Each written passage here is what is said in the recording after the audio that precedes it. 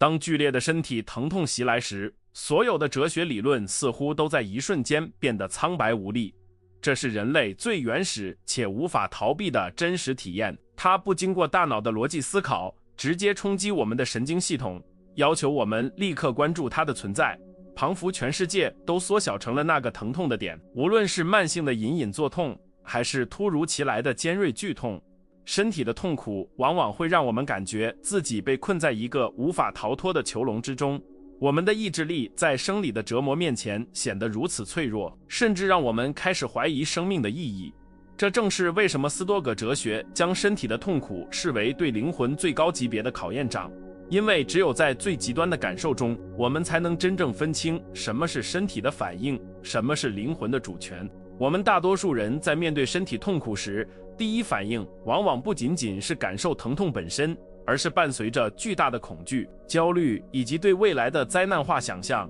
我们不仅在忍受当下的痛楚，更在忍受对这种痛苦会持续多久的恐惧。这种心理上的叠加痛苦，往往比生理上的疼痛更加折磨人。它像是一个无限循环的放大镜，把原本可以忍受的不适感放大成了无法逾越的绝望深渊。斯多葛哲学家塞内卡曾经敏锐地指出，很多时候我们并不是被疼痛本身击垮，而是被我们对疼痛的看法所击垮。这种区别至关重要，因为它揭示了一个被我们忽视的真相：疼痛是生理的必然，但受苦却是一种心理的选择。在现代社会，我们已经习惯了逃避任何形式的不适，止痛药、舒适的沙发、恒温的空调，这一切让我们对身体痛苦的耐受度降到了历史最低点。我们将疼痛视为一种错误，一种必须立即消除的故障。然而，古代的斯多葛哲学家们生活在一个医疗条件匮乏、充满疾病和暴力的时代，对他们而言，疼痛不是一种意外，而是生活无法分割的一部分。他们明白，如果将幸福完全寄托在身体无恙这个脆弱的基础上，那么我们的一生都将在恐惧中度过，因为身体本质上就是脆弱的，它随时可能衰老、生病或受伤。如果我们不能学会与疼痛共处，我们就永远无法获得真正的自由。罗马皇帝马可·奥勒留的一生几乎都在与身体的病痛做斗争。历史记载，他的胃部和胸部常年不适，但他从未因此而放弃治理帝国的职责，更没有在日记中留下无尽的抱怨。他在沉思录中不断提醒自己，疼痛只是感官的一种信号，它或许可以阻碍手脚的行动，但它绝对无法阻碍意志的运作，除非你自己允许它这么做。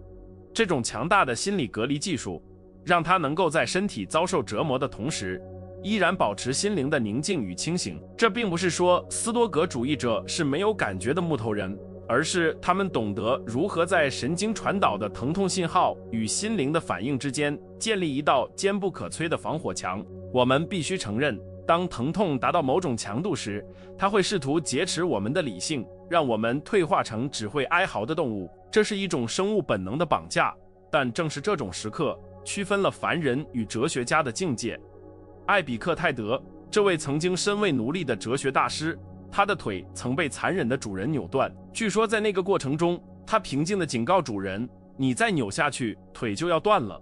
当腿真的断掉时，他也只是淡淡地说，你看，我告诉过你会断的。这个极端的故事向我们展示了一种超越肉体限制的精神力量。它证明了，即使身体破碎，只要我们的判断力保持完整，我们的核心人格就不会受到真正的伤害。斯多葛学派提出了一个核心概念，控制二分法。在身体痛苦这个议题上，这一点体现得淋漓尽致。我们无法完全控制身体是否会生病或受伤，这是命运与自然的领域，但我们可以完全控制我们如何诠释这种痛苦。当我们大喊这太不公平了，或者我无法忍受了的时候，我们实际上是在疼痛之上添加了第二层的伤害。这第二层伤害完全源自于我们的判断。试想一下，如果我们能够剥离这些情绪化的标签，仅仅将疼痛视为一种强烈的神经电流，一种客观存在的物理现象，那么它的破坏力就会瞬间减弱。它将不再是一个诅咒，而只是一个需要被观察和管理的对象。这种视角的转变并不容易，它需要极高强度的心理训练，就像运动员锻炼肌肉一样。我们必须锻炼我们的认知肌肉，以便在痛苦来袭时能够迅速启动防御机制。大多数人在痛苦面前是无助的受害者，因为他们把自己等同于自己的身体，认为我的身体在痛，就等于我在受苦。斯多葛主义教导我们，身体只是灵魂暂居的容器，或者是灵魂穿住的一件衣服。当衣服破损时，穿着衣服的人并不因此而变得不完整。这种抽离感不是为了逃避现实，而是为了在现实的风暴中找到一个不动的支点，让我们能够重新夺回生活的主导权。我们需要重新审视疼痛在生命中的角色，它或许不是来毁灭我们的，而是来提醒我们身体的边界，甚至是为了锻炼我们灵魂的韧性。就像火能试金一样，逆境和痛苦是检验一个人品格的试金石。如果一个人在顺境中表现得优雅得体，那并不值得夸耀，因为那很容易做到。但如果一个人在身体遭受剧烈折磨时，依然能够保持友善、理性和尊严，那才是真正的伟大。我们每一次忍受疼痛而不崩溃，每一次在痛苦中选择继续前行，都是在为我们的灵魂城堡添砖加瓦，使它在未来更加坚不可摧。在这个视频接下来的内容中，我们将深入探讨斯多葛哲学家们具体是如何操作这种心理转化的。我们不会只停留在理论层面，而是会提供具体的思维工具和练习方法。这些方法经过了1000年的验证，帮助过无数在绝望边缘的人重新站立起来。无论你现在是否正在经历身体的痛苦，或者你只是在为未来不可避免的衰老做准备，这些智慧都将是你最强大的武器。因为在这个无常的世界里，拥有一套能够应对痛苦的哲学系统，比拥有任何财富都更加重要和实用。现在，请你深呼吸，暂时放下对身体感受的过度关注，准备好进入这场心灵的深度手术。我们将一层层剥开痛苦的外衣，直视它的本质，并学会如何像古代的智者一样，在肉体的脆弱中找到灵魂的无敌力量。这不仅仅是关于如何忍受痛苦，更是关于如何在痛苦中升华，如何利用痛苦作为燃料，点燃我们内心那永不熄灭的理性之火。接下来，我们将揭示那些能够瞬间改变你对疼痛认知的核心法则。请跟随我们的脚步，一步步走出肉体的囚笼。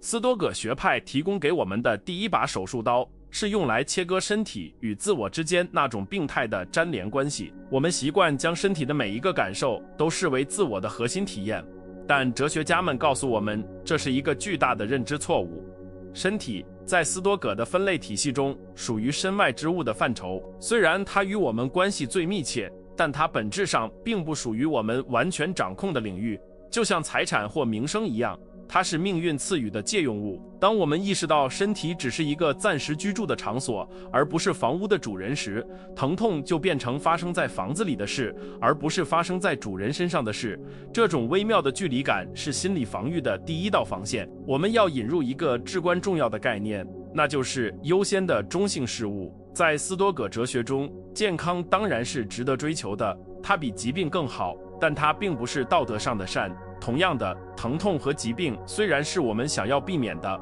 但它们本身并不是道德上的恶。这意味着一个人的道德价值和幸福核心并不因为身体的疼痛而减少分毫。当你不再将疼痛视为一种邪恶的诅咒，而仅仅视为一种非优先的自然状态时，你就剥夺了疼痛在道德层面上的打击力。它不再是对你人格的攻击，也不再是对你命运的审判，它回归到了单纯的生理现象这一属性上。艾比克泰德曾经说过一句极具震撼力的话：跛脚是腿部的障碍，但不是意志的障碍，除非你自己愿意让它成为障碍。这句话像一道闪电，划破了我们对残疾和疼痛的恐惧迷雾。当身体的某个部位发出剧痛的警报时，它确实会阻碍那个部位的功能，比如偏头痛会阻碍思考，骨折会阻碍行走，但这些都只是局部的机能受限。我们的核心自我，那个负责做出选择、判断善恶的理性中枢，是完全独立于血肉之躯存在的。只要我们不主动投降，疼痛就永远无法越过身体的边界去攻占心灵的堡垒。然而，我们常常在无意识中主动打开城门，让疼痛长驱直入。我们通过语言和思想，不断地向自己重复：我好痛苦，我受不了了。这种内在的对话是极具破坏性的，它相当于在伤口上撒盐。斯多葛学派教导我们必须严格审查我们对疼痛的描述语言，试着将我很痛苦修正为我的身体目前正在经历一种疼痛的感觉。这不仅仅是文字游戏，这是主语的转换，前者将整个自我都沉浸在痛苦中，后者则将自我抽离出来，成为一个冷静的观察者，观察着身体这个对象所发生的变化。这种观察者的视角能瞬间降低焦虑的烈度，这引出了斯多葛主义的第二个强大工具——客观化描述，或者称为剥离法。马可·奥勒留是大师级的实践者，他建议我们把所有事物剥去外表，直视其物理本质。当疼痛来袭时，不要给它加上难以忍受的、毁灭性的这些情绪形容词，而是像医生写病历一样客观地描述它。这是一种尖锐的刺痛，位于腹部，持续时间是间歇性的，或者是神经末梢受到压迫产生的电讯号。当你把疼痛还原为纯粹的物理现象时，它就失去了那种神秘的、令人恐惧的魔力，它变成了一个可以被分析、被量化的具体问题。我们的大脑有一个特性，它喜欢编造故事。当疼痛出现时，大脑会立刻编造一个关于未来的悲惨故事。如果这一直不好怎么办？如果我因此失去了工作怎么办？如果我变成了废人怎么办？这些故事才是让我们崩溃的真正元凶。斯多葛哲学要求我们立刻斩断这些关于未来的幻想，将注意力强行拉回到当下这一秒，问自己一个具体的问题：此时此刻，仅仅是这一秒钟的疼痛，我能忍受吗？答案通常是肯定的。没有人会因为1秒钟的疼痛而死。我们之所以觉得无法忍受，是因为我们背负了过去的记忆和对未来的恐惧，把一生的疼痛都叠加在了这一秒上。将疼痛限制在当下的围栏里，是斯多葛学派应对慢性病痛的秘诀。我们不必去战胜明天的疼痛，也不必去解决下个月的痛苦。我们的任务仅仅是与现在和平共处。当你把时间切分得足够细，你会发现任何巨大的痛苦在微观的时间切片里都是可以被承受的。这就像举重一样，如果你试图一次性举起一升的重量，你立刻会被压垮。但如果你只需要举起眼前这一秒的重量，你的精神肌肉完全足够应付。这种分而治之的策略，让我们能够在漫长的病痛折磨中始终保持一种战术上的优势，不被绝望的洪流冲垮。此外，我们必须警惕疼痛带来的受害者心态。当身体受苦时，我们很容易变得自私、暴躁，认为全世界都亏欠我们。这种心态会让我们周围的人远离，从而加深我们的孤独感，形成恶性循环。斯多葛主义提醒我们，即便在病床上，我们依然有展现美德的机会，甚至可以说，病床是展现耐心、勇气和友善的最佳舞台。当你在剧痛中依然能对照顾你的人说一声谢谢，依然能保持面容的平和，你就已经战胜了疼痛，因为你证明了你的灵魂比你的肉体更强大。这种精神上的胜利感本身就是一剂强效的止痛药。我们要学会区分痛感与苦难。痛感是神经系统的生物反馈，是客观存在的，而苦难是心理层面对痛感的抗拒和演绎，是主观制造的。佛教说，中第一支箭是命运，中第二支箭是愚蠢。斯多葛哲学与此不谋而合。那第一支箭就是身体的疾病或创伤，我们无法躲避；但第二支箭，即我们对此产生的愤怒、哀怨和恐惧，是可以被我们亲手折断的。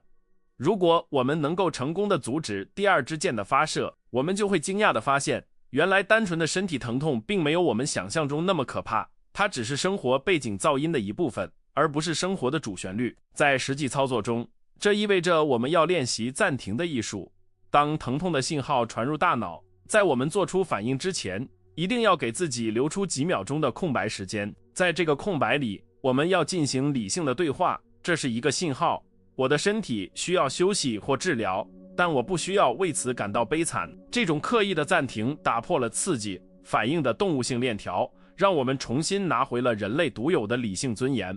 每一次成功的暂停都是对神经系统的一次重新编程，慢慢的，你会发现自己对疼痛的惊恐反应越来越弱，取而代之的是一种深沉的平静。还有一个常常被忽视的视角，那就是疼痛的边界性。斯多葛学派认为，剧烈的疼痛通常是短暂的，而长期的疼痛通常是可以忍受的，这是大自然的一种仁慈机制。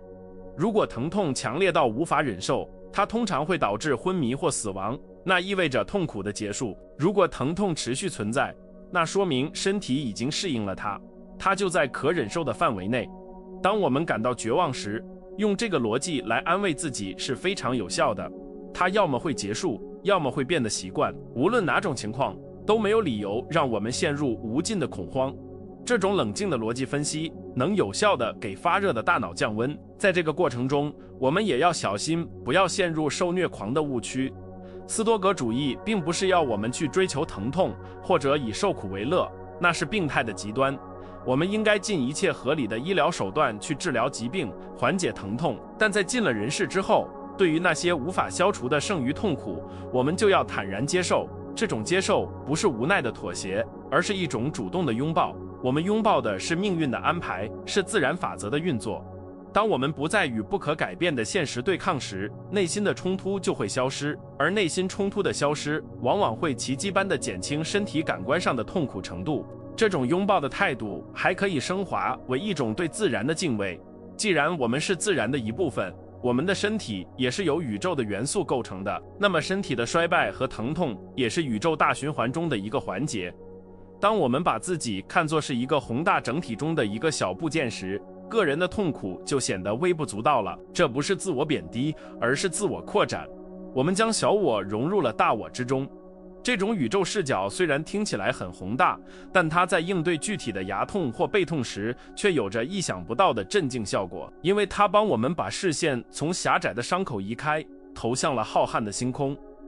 我们必须明白，这种心理训练不是一蹴而就的，它需要我们在日常生活中从小病小痛开始练习。当你不小心撞到脚趾，或者感到头痛时，不要立刻抱怨，试着运用我们刚才讨论的工具，剥离判断，限制在当下，区分痛与苦，把这些小事故当作是演习。当真正的重病或巨大的灾难来临时，你才会有足够的心理储备去应对。斯多葛哲学是实践的哲学，它的力量不在于阅读，而在于在每一次神经跳动时的应用。只有通过不断的练习，我们才能将这些理论转化为本能。至此，我们已经建立了一套防御系统，将身体视为身外之物，用客观描述剥离情绪，将痛苦限制在当下的时间格里。这些方法主要是为了减少痛苦带来的心理负担，这是一种减法的智慧。但在斯多葛哲学中，还有更为积极的加法智慧，那就是如何利用痛苦作为燃料，转化为个人成长的契机，甚至在痛苦中找到生命的崇高意义。在接下来的章节中，我们将深入探讨这种转化的艺术，看看历史上的伟人是如何将肉体的刑具变成了精神的王座。如果说前面的步骤是关于防御，那么斯多葛主义的真正精髓在于进攻，在于将痛苦转化为精神成长的燃料。这就是古代哲学中的炼金术。我们不仅仅是要忍受痛苦，更要利用痛苦。每一种身体的不适都是命运之神为我们安排的陪练对手，正如摔跤手需要强壮的对手来提升技巧一样，我们的灵魂也需要身体的挑战来磨练美德。如果没有痛苦，勇气就无从谈起。如果没有疾病，耐心就失去了展示的舞台。当我们把疼痛看作是通往卓越的必经之路时，它的意义就发生了根本性的改变。它不再是毫无意义的折磨，而是塑造我们人格的必要工序。这种视角在现代心理学中得到了强有力的印证，特别是在创伤后成长的研究领域。科学家们发现，经历过巨大身体创伤的人，往往会发展出更深层次的生命意义感和更强大的心理韧性。这与斯多葛学派的教导不谋而合。杀不死你的，确实会让你更强大，但前提是你必须具备正确的思维框架。如果你把痛苦视为纯粹的恶意，它只会让你变得苦毒和愤世嫉俗；但如果你把它视为一种严酷的训练，你就能从中提炼出智慧的黄金。这就是为什么斯多葛哲学家常把自己比作心灵的运动员。我们每天都在与身体的极限进行角力，目的是为了赢得内心的奥林匹克桂冠。让我们看看越战期间被囚禁的美国飞行员詹姆斯·斯托克戴尔上将的例子。他在战俘营中遭受了长达7年的严刑拷打和身体摧残，在那种极端的环境下，他依靠艾比克泰德的教诲存活了下来。他创造了著名的斯托克戴尔悖论：你必须对最终获得自由保持坚定不移的信念，但同时你必须无情地直面当下最残酷的现实。他没有因为腿骨被打断而崩溃，也没有盲目乐观地认为圣诞节就能回家，而是接受了身体受难的现实，并在每一天的酷刑中坚持维护自己的尊严。他证明了即使在肉体完全被敌人控制的情况下，内在的自由依然是不可侵犯的。维克多·弗兰克尔，这位著名的心理学家和大屠杀幸存者，虽然不完全是斯多葛主义者，但他的核心思想意义疗法与斯多葛哲学有着惊人的共鸣。他曾说，懂得为何而活的人几乎能忍受任何如何。当身体疼痛变得剧烈时，我们必须为这种痛苦找到一个意义。这个意义可以是为了家人而坚持，可以是为了完成某项使命，也可以仅仅是为了向上帝或命运证明人类的高贵。当痛苦被赋予了意义，它就不再是盲目的受难，而变成了一种神圣的牺牲。这种意义感的注入，能从生理层面上改变大脑对疼痛的处理方式，减轻主观的痛苦感受。在现代神经科学的视角下，斯多葛式的认知重构实际上是在重塑我们的大脑回路。大脑具有神经可塑性，如果我们长期对疼痛保持恐惧和灾难化的反应，负责传递疼痛的神经通路就会变得越来越敏感，形成慢性疼痛的恶性循环。相反，如果我们像斯多葛主义者那样练习冷静观察和接纳，大脑的情绪中枢如杏仁核的活跃度就会降低，前额叶皮层的理性控制力就会增强。这意味着通过练习斯多葛哲学，我们实际上是在物理层面上改变大脑的结构，让我们对疼痛的耐受阈值不断提高。对于那些患有慢性疾病或长期疼痛的人来说，斯多葛哲学提供了一种与病共存的高级策略。我们不需要等到病痛完全消失才开始生活，那是对生命的巨大浪费。我们可以在疼痛的背景音中依然演奏出生命的乐章。我们要把疼痛和生活能力区分开来。也许你不能跑马拉松，但你依然可以阅读、写作、爱人和被爱。斯多葛主义教导我们专注于还能做什么，而不是不能做什么。这种关注点的转移，能让我们从受害者的死角中走出来，重新发现生命中依然广阔的可能性。疼痛只是一个限制条件，而不是生活的终止符。我们还必须谈到命运之爱在应对身体痛苦中的极致应用。尼采受斯多葛哲学影响极深，他提出的这个概念要求我们不仅要忍受命运，甚至要热爱它。这听起来对一个正在遭受剧痛的人来说似乎太过残忍，但这是一种极高的精神境界。这意味着我们接受当下发生的一切，包括这场疾病，包括这次受伤，因为这是宇宙因果链条中不可或缺的一环。如果我们希望自己的人生有所不同，那就是在否定整个宇宙的运行。试着对你的痛苦说，这就是我要经历的，这是我生命剧本的一部分，我会把它演好。这种全然的拥抱会瞬间消除所有的心理抗拒。斯多葛学派还强调我们在痛苦中的社会责任，这一点常常被现代人忽略。当我们优雅地忍受痛苦时，我们实际上是在为周围的人树立榜样，是在教育我们的孩子、朋友和伴侣如何面对生命中不可避免的磨难。一个在病痛中依然保持乐观和友善的人，是一座灯塔，给他人带来希望和力量。相反，一个整天抱怨和崩溃的人，会将周围的人拖入黑暗。从这个角度看，妥善管理自己的疼痛，不仅是个人的修行，更是一种对他人的仁慈和公民义务。这种为了他人而坚强的动力，往往比单纯为了自己更能激发出惊人的意志力。在具体的日常练习中，我们可以利用预演不幸来降低未来疼痛的冲击力。这不是让我们整天担惊受怕，而是在身强力壮时，偶尔花几分钟想象自己生病或受伤的情景，想象自己躺在病床上失去了行动能力，然后问自己，如果这发生了，我该如何保持尊严？我还拥有什么？这种心理免疫接种能让我们在灾难真正降临时不至于惊慌失措，因为我们在心理上已经演练过无数次了。对于一个斯多葛主义者来说，没有什么是不在预料之中的，包括身体的崩溃。此外，我们应当学会运用微观视角来解构疼痛，试着闭上眼睛，将注意力像雷射一样聚焦在疼痛的最中心点，去探究它的质地、颜色、温度和形状。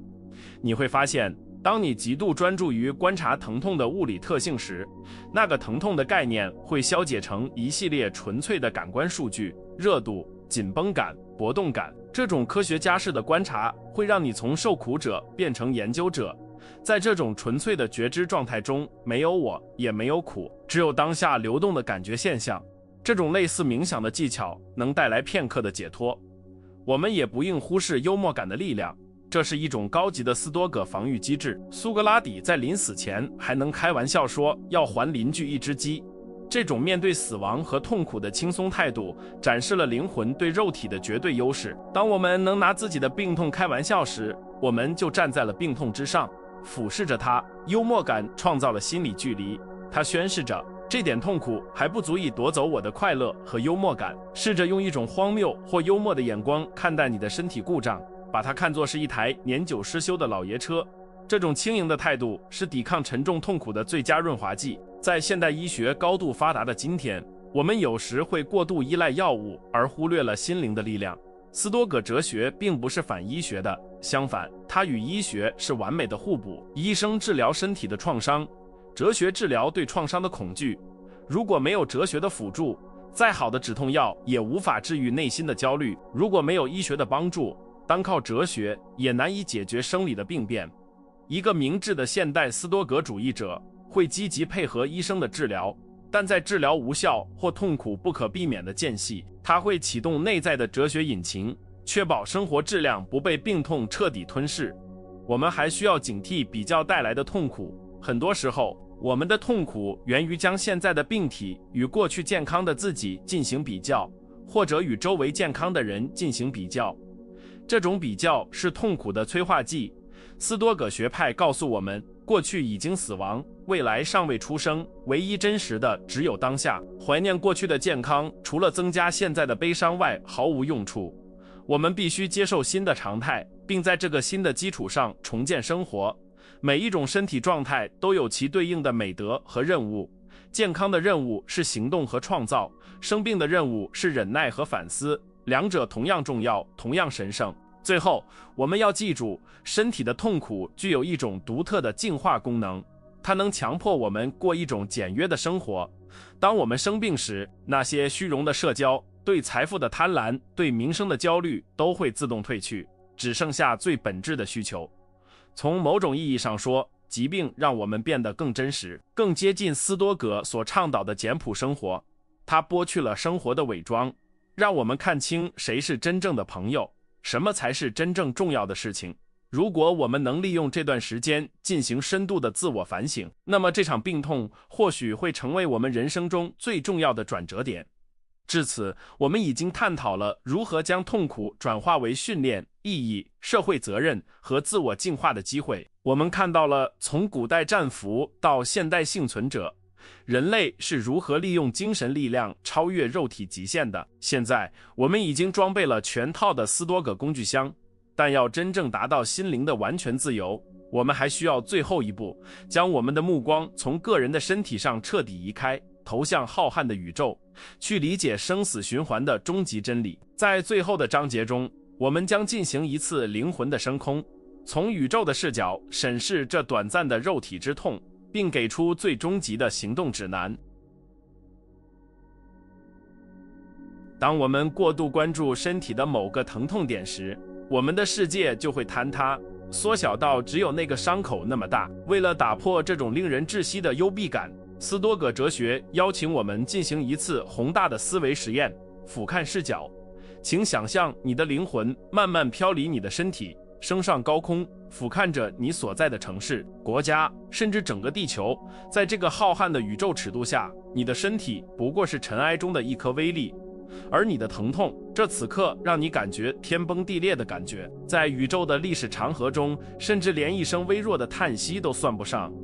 这种视角的切换，并不是要否定你的痛苦，而是要还原它的真实比例，让我们从自我中心的戏剧中解脱出来，意识到个人的苦难在宏大的自然秩序中是多么微不足道。我们必须认识到，我们的身体是由宇宙中的元素借贷而来的，它并不真正属于我们，它遵循的是物理和化学的法则，而不是我们的愿望。就像秋天的树叶必须枯黄凋落，河流必须奔流入海一样，我们的身体经历衰老、疾病和疼痛，也是自然界伟大循环的一部分。马可·奥勒留曾深情地写道：凡是符合你意愿的，宇宙啊，也符合我的意愿。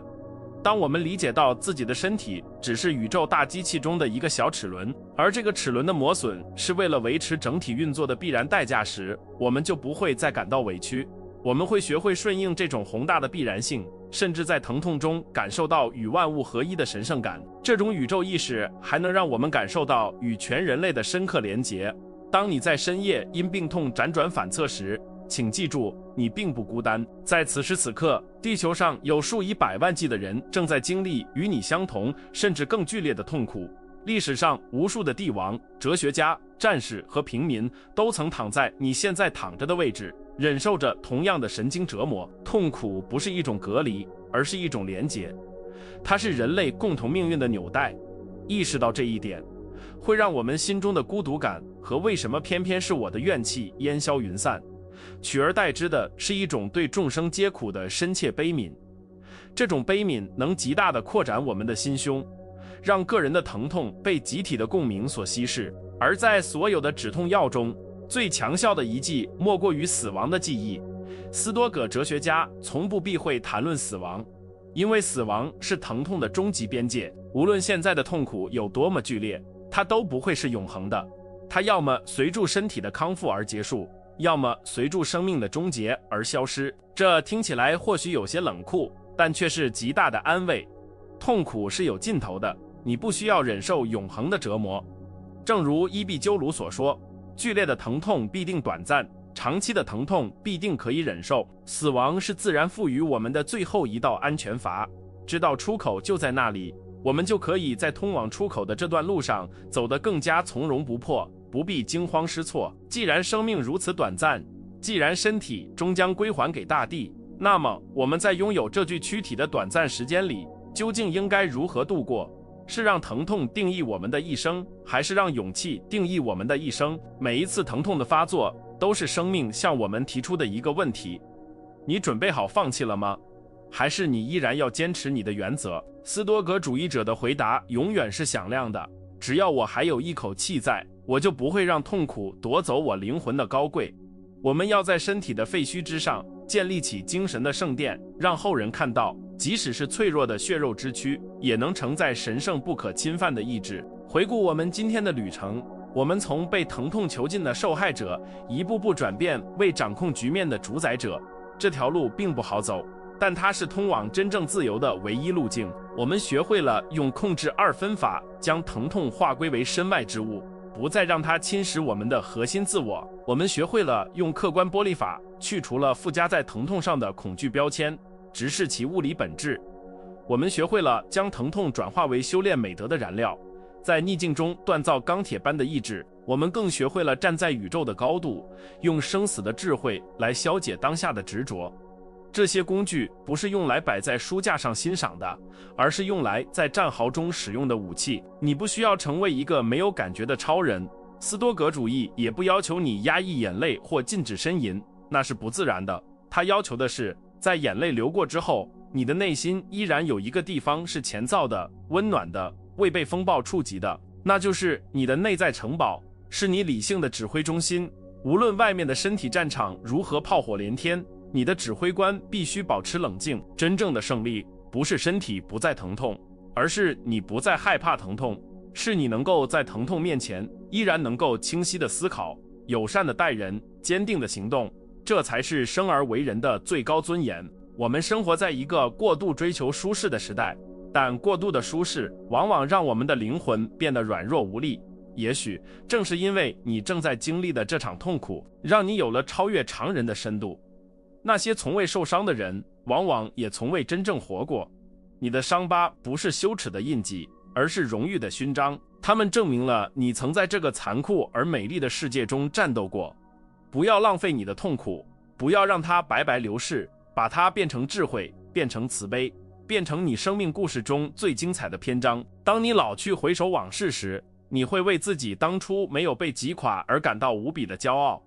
现在，我要给你一个具体的，今天就可以执行的任务，这将是你实践斯多葛哲学的第一步。请准备一本专门的笔记本，我们称之为身体观察日记。当下一次疼痛或不适来袭时，不要急着吃药或抱怨，先拿出笔，像一个科学家一样客观地记录下你的感受。写下，现在我的背部有一种紧绷感，强度大约是6分，它让我产生了想要发脾气的冲动。注意，只记录事实，不记录评判。这个简单的书写动作能瞬间将你从受苦者的位置抽离出来，变成观察者。你会惊讶地发现，当笔尖触碰到纸面的那一刻，疼痛的心理压迫感就已经减轻了一半。此外，我建议你每天早晨花2分钟进行预演练习，闭上眼睛，想象今天身体可能会出现的不适、疲劳、酸痛或是突发的疾病，然后在脑海中演练你将如何应对。